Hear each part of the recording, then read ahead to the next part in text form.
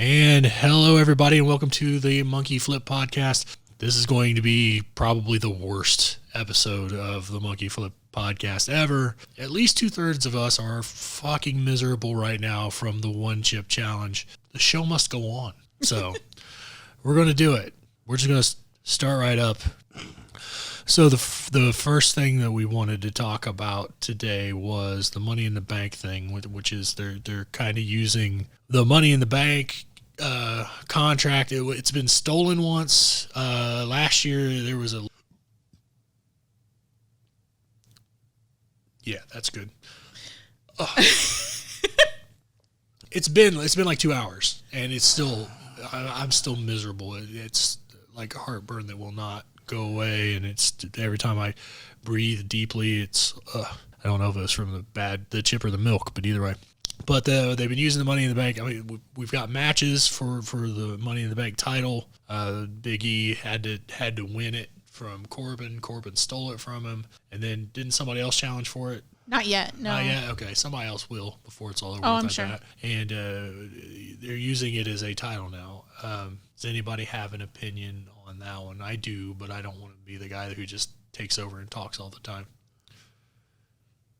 All right, if nobody else has anything, I'll take over and I'll talk. I like it. The reason I like it is because it's competition for something. The whole WWE is not about competition anymore. It's about who stole my brother, who beat up my cousin, who has a sword and can beat up a motorcycle, and it's all the. I'm sorry, I'm stumbling the hell over this.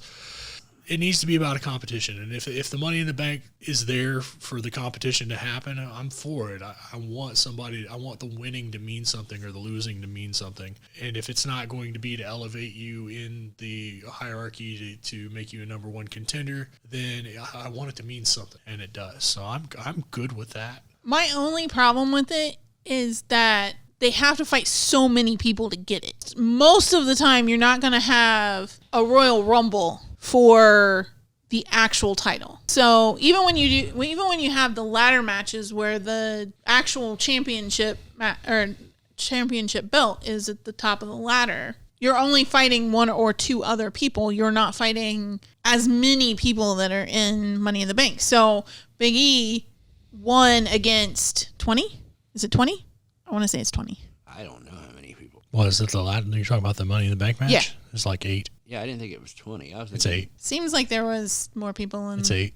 Maybe that's just my Still brain. a lot. Yeah. But you have to fight against so many people to win it, and then somebody can just steal it off of a table and it's no longer yours. Yeah. And then you have to fight to get it back. That's WWE.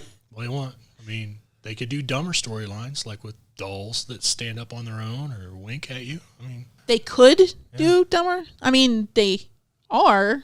I know. I watched. So I don't know that Kinda. could is the correct. I'm starting to get sweaty. By the way, I'm the 1/3. Yeah, she's cool. We're not. I'm not so much. Yeah, we're hit. I'm bordering on wanting to throw up. I was just going to... Just give it a shot and see what I can do. I'm starting to sweat now. I'm at that position where if I'm afraid to throw up because Yeah. the other might happen, or I'm afraid to do the other because then the other might... I don't know what to do. Yeah, right now it's contained, but it's just burning in one spot. But my oh my, did this kick our ass? Yeah, so I'm okay with Money in the Bank. With them using it the way they did. Maybe not the theft, maybe not the lawyer, but having a match to keep it, maybe that's a stipulation that they put in. It's like, you got 30 days to cash it in. If you don't, you got to win a match to keep it. And then they just keep that going a little bit. It kind of makes it ridiculous to have it year round, but yeah, I don't know if you can switch it over. We're doing this new thing where the camera switches to whoever's talking, and she just belched, and it was like, oh, it's horrible. They taste bad and everything. Don't do it. Don't do it. Or do it. Let us see, please. Yeah, if you do if it, you do definitely put it on. record it. You gotta document it so maybe people can make their own decisions.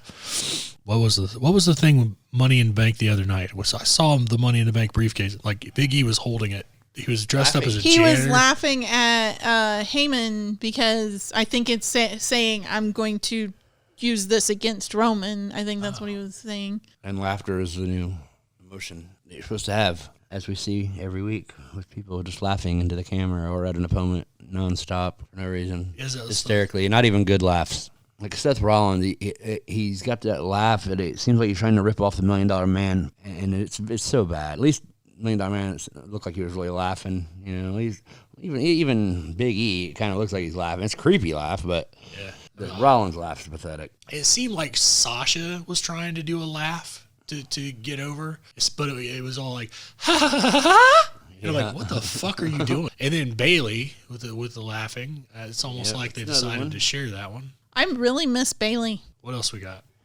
For those of you who are thinking exactly like I just did, that this is fucking abysmal, told you at the beginning. So there you go. I like the fact that for like the first 5 minutes of it, you just had your eyes closed the whole time. Really? Yeah. Yeah.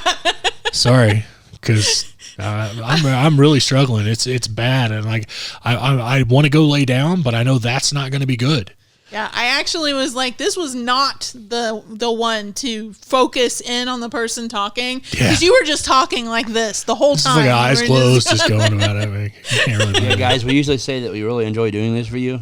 Yeah, not so much today. We do not enjoy it today. We've gone through this is the show must go on moment. We went through a couple good minutes of maybe we do this. This is where the eyes must come open moment. You am I doing it again? I'm doing it again. I'm sorry.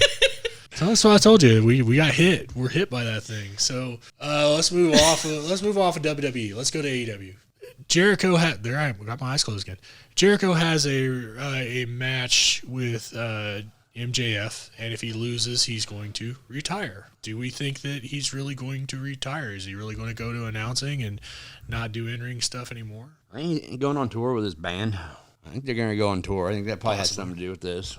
It could be a loser leaves town match type thing where he leaves town for a little bit, but then comes back into town afterwards. All it ever takes is for the guy that made him leave to say, "No, I want you back." Yep. And he's right back. That's really all. Yep. Or he comes back like, let's do a Midnight Rider Dusty Rhodes thing where he just puts a fucking mask on and comes back in a mask. And you know it's Chris Jericho, but it's still better than nothing. So that's cool. Yeah, maybe he's doing, because I know he does the cruise thing. So maybe he's doing the cruise, and he's got the Fozzy out and doing some COVID redistribution. All right, somebody else got to take over. You lead us through notes. Lead us through questions. You had the notes. You lead us through questions. We'll answer them. We'll answer them, or then we'll be done. Because Jesus Christ, I'm so sorry. This is just it's going to suck. This is all my fault, and I apologize. Yeah, to absolutely everybody here. Yeah. Okay, the question that we received. This is the first question we received through Twitter. All right. Interested to hear what you guys think is the ideal roster size / number for companies the size of WWE and AEW, and how you would structure it in terms of top tier dudes / ladies, tag teams, etc. That fodder thing was me not being able to read my own handwriting. Because how do you fuck up fodder? FODDER. How do you? Oh, that's how you do it. Yeah. She showed me. It's bad. Okay. Gotcha. It's crazy. She's got pretty handwriting. What the fuck happened to me? Her handwriting's so pretty. That girl's pretty. She's so pretty. Oh my god. Oh my god. What do we think their ideal roster size for someone the size of WWE, AEW, and how would we fill that roster out? I like the question. The problem is I have no experience in anything that size. But if I were to speculate, I would say it depends on multiple factors. Those factors being, what are you trying to do? Are you touring? Are you doing a bunch of house shows? Are you just trying to build up some money or some a run for some of your non-mainstream guys? In which case you got to have some stars that are big enough to bring the people in, but you don't necessarily have to have it full up with 100. Like, look why NXT's there. People watch NXT and love it, and it's a wrestling school. Whew. I think this was a good one, though, for switching to everybody's faces, because you can't just watch somebody writhe in agony. It's like when you're not talking, like, I just don't know. I don't know what they're trying to do, and plus they had the COVID thing. Now they're bringing in, or they're going off back on tour again, but it's not really, they're not really doing house shows, I don't think, for WWE. I think they're just doing the television show in different places. This is a fucking mess. But I just don't feel well, and I don't care. Maybe we answer this question again next time. I don't know. But the correct answer is I don't know. I really don't know how big the roster needs to be. I would have to be given a situation and know what I was booking for to do that. I'm gonna. Was there part of the other part of that question that I missed? It was what do I think the roster? Oh, what the makeup is. Like if I have a bunch of girls that can't work, I'm not going to push the girls as much. They'll be on the show, but I'm not going to push them. I'm not going to put them up there. I'm not going to give the people a bunch of like 3 or 4 girls matches that suck. I'm not going to give them 3 or 4 guys matches that suck. Gender doesn't have shit to do with this equation. It's who could put on the best match.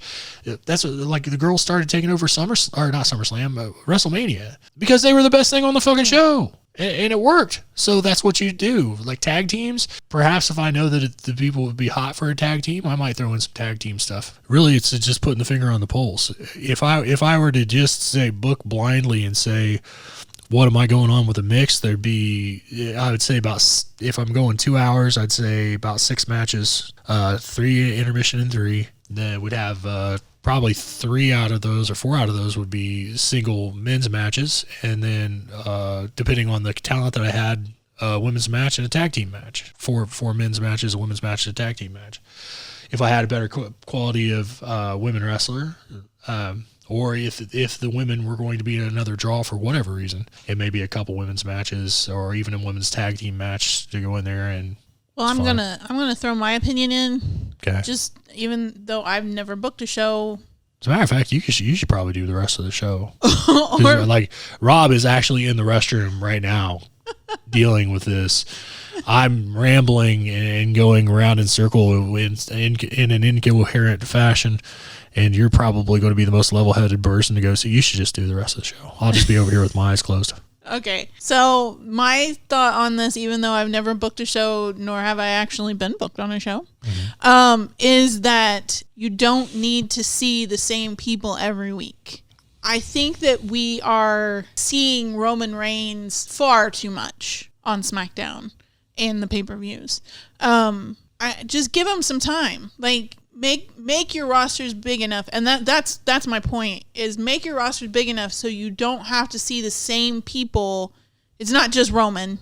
I just picked on him. But so we don't have to see the same people every single week. And when people don't show up, like I saw people freaking out over the fact that Toni Storm hadn't been on the show since she made her debut, and she just last night was on there. She didn't wrestle, but she was on there. But everybody was freaking out because they hadn't seen her for so long.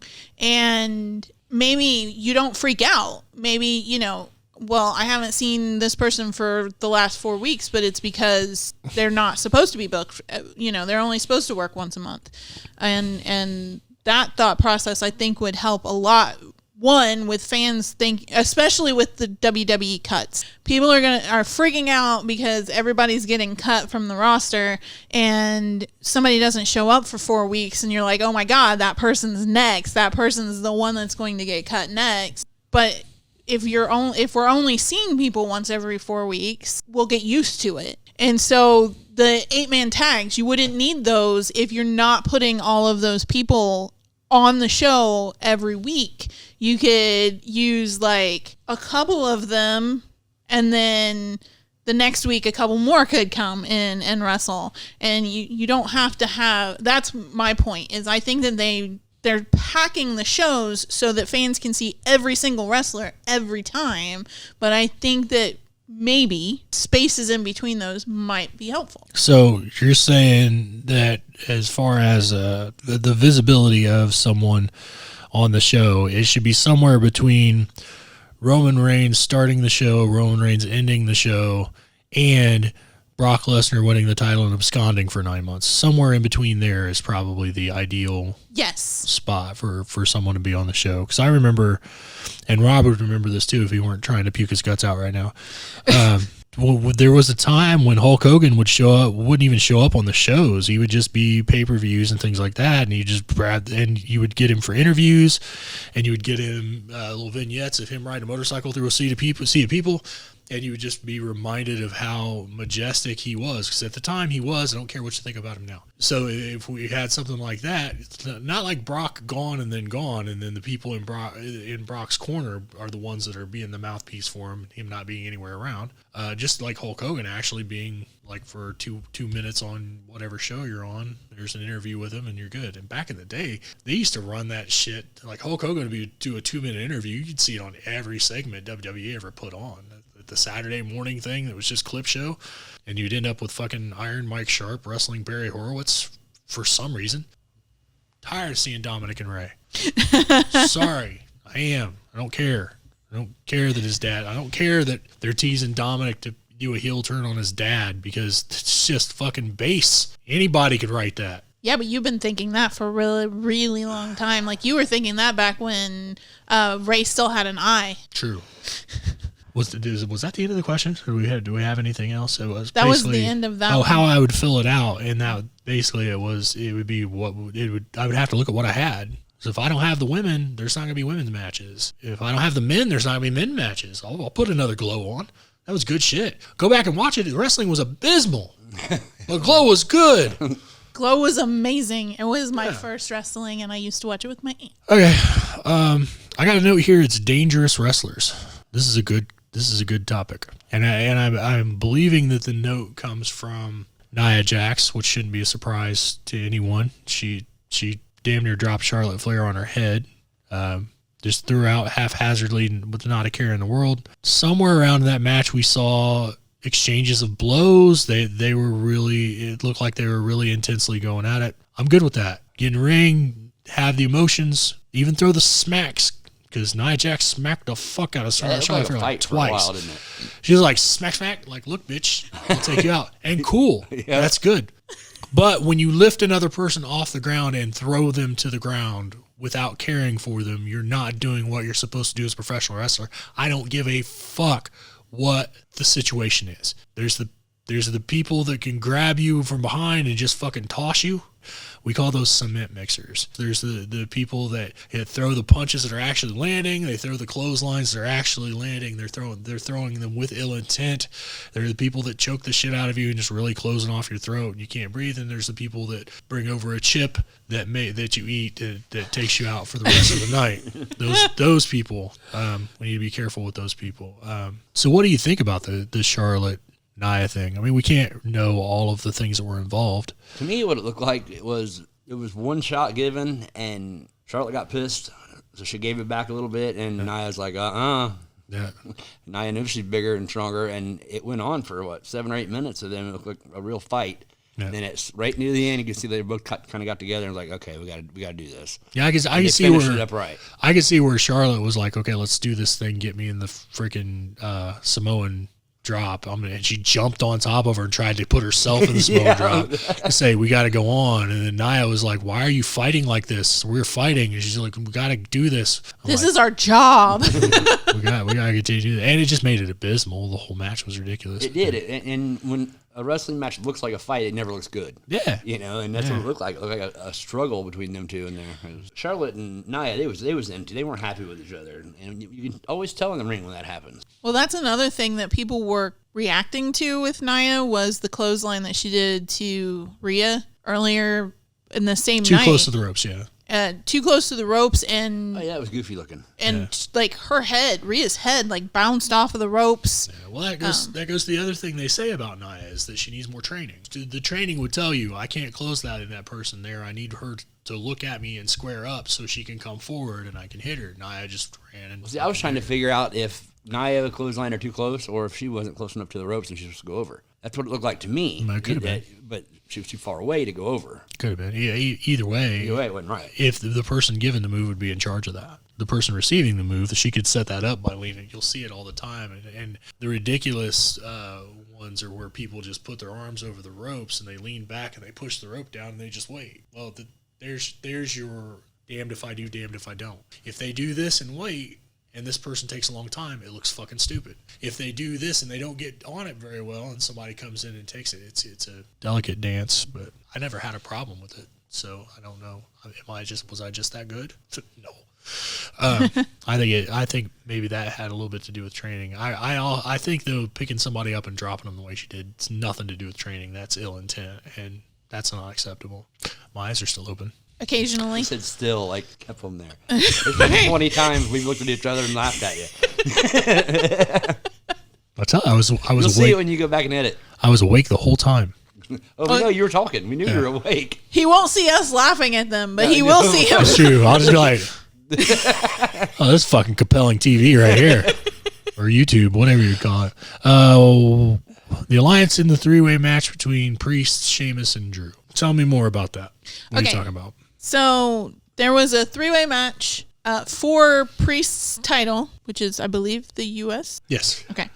And during the match, I believe it was Sheamus and Priest went ahead and formed an alliance against Drew, which seemed really strange because if Priest helps Sheamus beat Drew up and then Sheamus pins Drew and Priest isn't around to stop it, Priest loses his title. So why would he align himself with anyone? My reasoning would be because McIntyre was the biggest guy in the fight. You kind of take out the biggest guy, and then you deal with him on your own.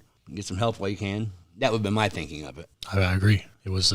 It's easier to beat one person than it is to beat two. So why don't we two get rid of this guy, and then me and you could duke it out, and we'll go. And Priest already beat Sheamus, so I think none of that was put into the decision, but right. It makes fucking sense, right? It's like, okay, we're going to get this guy out of the way because he's clearly a threat. Once we get one of the threats eliminated, it's a triple threat match. So once one of the threats eliminated, he's out there on the floor, it's time for us to go. And also it's a way, like we've talked about triple threat matches before. Triple threat matches are really hard to pull off if you don't know what you're doing because one person has to get shit canned. You can't watch, you can do some shit with three people, but you can't do the entire match with all three people. One person has to get shit canned. Teaming up, shit canning the person, now it's just between us two, we're good. He comes in and makes a save. It's the way that those three-way dances have to go. So I think it was a good decision. It makes more sense than a lot of stuff I see in the ring. So I liked it. I don't know if that's what you were asking. I just wanted an opinion because I thought I watched it and I thought, well, that just seems weird. Yeah. So like I got to take care of him and him. So why don't me and him take care of that guy? And what? It didn't switch back to you. Oh, okay. And so you were talking. And because I was too far from the mic. Because I was leaning back trying to stretch out the inferno that is my stomach right now. All the way up. Yeah, it's like, and it just keeps going up and down, up and down. I'm like a thermometer at this point. Not that type of thermometer. Anyway, see, I liked it. Actually, I didn't even think about it. And with me watching wrestling, if you do something and I don't think about it, you're doing good. Because I didn't go, hey, that's bullshit. So that's good. Why was Mandy sent back to NXT? Maybe because her contract was running up, and it's like, see, this is the things I'm speculating. I don't know this. They also got a lot of women now. Yeah, that maybe the women's division in NXT needed some help, so they dropped her back down there. I really don't think that she was exemplary in her work, especially when it comes to like setting up a table. If everybody remembers that debacle, which took 20 minutes to set up a table, so all you had to do was fucking put it down. I do remember that because I thought that was a better match than what she was actually having. But yes, you did say that. You actually said that. So her match with the table was. I think that was a quote from the wife, wasn't fucking it? Awesome. Yeah. So I'm also maybe they're using her to help coach the new girls. Maybe. And just keeping her on TV keeps those questions away. Because we don't have everybody on the screen right now, I want to say I looked over at Rob and he was doing this. I think he's hallucinating at this point. He's got people he's fighting. That's how bad it's got. This is crazy that it's been almost 2.5 hours and I'm still like miserable from this fucking chip. One tortilla chip and I'm still miserable. It was a large tortilla chip, though. It was pretty large, and when I took the third bite of the tortilla chip, I was like, "Holy crap!" I love the fact that I did this because I thought people could still see me, but you were talking, so the camera was. So I was just sitting here like this. We weren't even looking at her. No, we weren't even looking at her. But that's you do that though. It's like when we go to the Mexican restaurant, she's like, "Can I get a bowl of cheese?" And she has to pantomime what it is. I do it for whipped cream too. Like Give me can I get a bowl of whipped cream? Just give me a bowl of whipped cream. The other day, what was it that you did the other day? I do it all. I don't know because I do everything like that. I reference everything like that. It was something weird because she was talking about eating something, and she was doing doing this. Oh, she was like, "Well, it's because I got a sandwich." I was like, "A fucking flute? What are you talking about? This is sandwich to you? How is it sandwich?" Because you eat it like this. But no, you were doing this I know, with your fingers. because I also can't don't sit eat still. it like that either. We don't do this with our sandwich. We just grab that bitch and. So I'm not deep throating the sandwich. I really hope the camera was on you because I was looking at you and I have no idea. That's awesome. We're laughing now because we're about done. Yeah. So Mandy back to NXT. Who knows? Who knows? I mean, the question is she doing good or is she doing bad there? She's got those other two little girls. Those other girls following her now, and it seems like they're going to put together some kind of Mean Girls type faction. I'm good with it. It's good. It also makes me wonder what's happening to Dana. Like, Dana. is Brooke? Yeah, is she gone? Haven't Is seen she her. going to be gone soon? Who knows?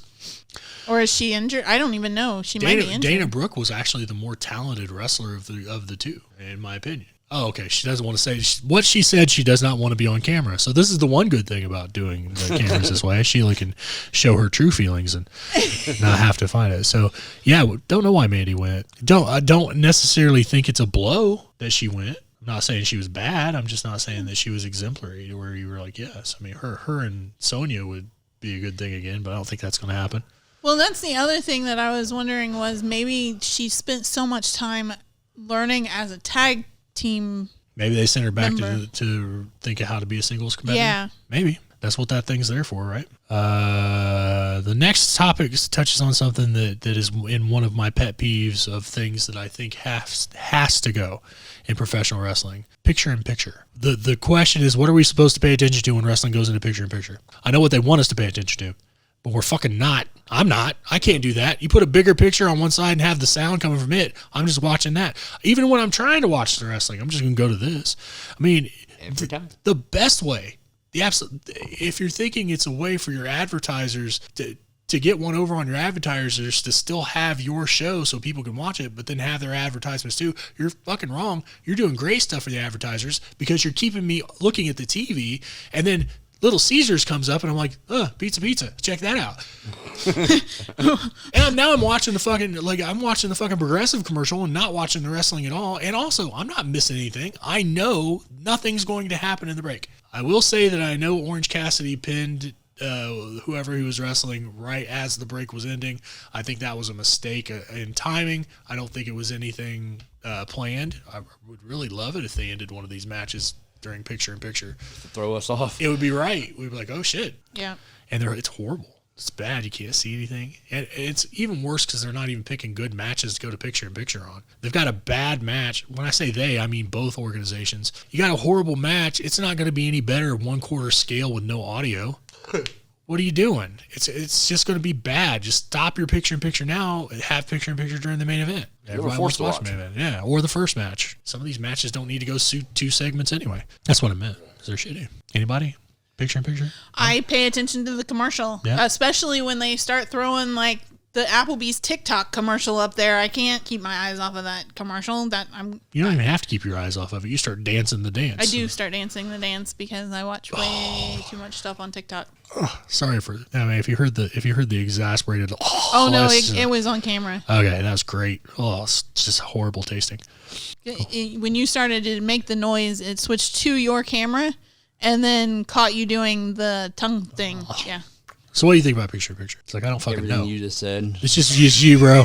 It's everything you said's good. We're good with this. Cool. I want to be done. Yeah, I want picture in picture to go away. I want announcers saying "had it well scouted" to go away. Just stop that. That's them. You use it too much. I want the guy that acts like somebody's giving him a prostate exam with cold fingers every time somebody does a match to just stop doing that. There's no reason for you to go, oh, and at the end of everything. You think it makes it more interesting. It does not. It actually pulls away from the action because it's putting the attention on you. The what chant, I want that to go away so bad. If there's one thing that I would say Stone Cold Steve Austin should be panned for is starting that fucking thing. It's disrespectful. Yes, it gets the crowd into it, and they're not into it. They're heckling. It's organized heckling. This has gone too long already. Well, we do have one. We do have another question from Twitter. I'm going to let somebody else take this one. This comes from Twitter. How are Natty and Tamina still the women's tag champs? They've lost so many times. Who else do you want to take that? Because, I mean, he's biased against... No, that's right. It's women. He's not gonna say anything about it, other than I'd let Nia. No, we don't want to talk about it. It's worse. I say let. There may have been a time when you could put up a fight. No, it's not the time, bro. Okay, so how are Natty and Tamina still the women's tag team champs? 3 words: championship contenders match. Shitty idea, stupid idea, but fulfilling the purpose. Not fulfilling the purpose of making us excited for watching the match, though, which is kind of silly. Why would I be excited for a match that I've watched 3 times? And if they finally win for the championship, it's like, oh, yeah, hey, they finally won for the championship. Thanks. Still the same match. Yeah, still the same shit. I'm going to be honest. I thought that they lost the titles like a month ago. No. Did they? No. That could have happened, and I don't know. I don't really care. Because this came up on Twitter, and I looked, and no, they haven't. They are still the women's tag champs, and I swore that they lost the title like a month ago. Yeah, it's women's. It's the championship contenders match. Just fuck. How many times you got to beat the champ to beat the champ? If Ric Flair said you got to be the man, beat the man to beat the man to beat the man to be the man. Everybody be like, fucking Rick, dude. Somebody come up behind him, arm come back and smack him on the back. Hey, you're stuck. So Natty and Tamina are the women's tag champs strictly because of championship contenders matches, and that goes to show you how silly those are. That's a silly concept of, hey, you gotta win the match to get a championship match. Well, in their case, they won the match, and then Tamina and Nox had a match, and Nox won, and Tegan Nox, fuck you. Tegan Nox had the match and won, and then they had another match, and both of them it was a tag team match, a championship contenders match, and they won. So now they've really won 3 times, and how interesting is it? It wasn't horribly interesting to begin with. Well, and then you've got Natty going on Twitter and saying that they're still the champs because they're willing to do whatever it takes, apparently except win. Well, see, but that's kayfabe. I know. It's frustrating because I want to see. I either want to see matches between people working their way up to the champions and then fighting the champions for the championship, or I just want to see the match between the people so that see the trade off of the belt. I don't care about any of the other stuff, and just give them, if you're a champ and you fight somebody and it's not one of those last minute matches, just assume that you're going to lose your belt if you lose the match. That's what needs to happen. Sorry. Another thing I want to go away in wrestling, the sheer number of schoolboy pins. Remember when there was a time we give anything for those? Yeah, it's like, I'm going to do a roll up. Like, okay. You keep closing your eyes. He keeps getting lower and lower. I think he's getting lower and lower because when I stretch this out, it hurts so much worse. I've got my shoulders rolled over like this, keeping it like that. When he went out on the front porch, I went out there with him to look at the rain, and I was like, oh, that's crazy. Yeah, that's how bad it was. I was like semi-retired. I was like, done. I'm not doing stuff. I'm going to sit on the end of the porch and look at the rain. This is horrible. As I was standing up, I was like, standing up was not a good idea. I need to go back to laying down. It's bad. It's still bad. And the worst part about it is, so hungry. Yeah, but I don't want to put anything on there because I'm just going to move it around, piss it off. Push it down. Yeah, I don't want to push it down. And that's definitely my problem with is the end there. That's going to be bad. That's our show. Well, guys, I've had no fun today. Just want to let you know zero that. Fun. This is horrible. We told you it was going to be horrible. I apologize. It was bad. We are glad if you made it to this point. And if you didn't, I totally understand. I actually just want to say really quick, just like 3 things really quick. Yay, Becky's back. Very happy for that. 2, Index. Very much looking forward to the wedding. Know it's probably going to end up in shambles and terrible, but very much looking forward to the wedding. Hopefully it comes through. I almost want to dress up for it. And 3, Please, guys, start consulting the women wrestlers to keep the makeup on your fucking faces when you're wrestling, because I'm so tired of you coming out looking really cool with your makeup, but knowing that at the end of the match you're going to look like a hot mess because it's all streaked off. The girls can keep the makeup on their faces when they wrestle. You should be able to do so too. Hot mess. Cool. But I didn't know you felt so strongly about that last point. We talked about it before, but I didn't know. I didn't know it was coming from the rear end. I didn't know. You're like, you mustered that up with a passion of 1,000 suns.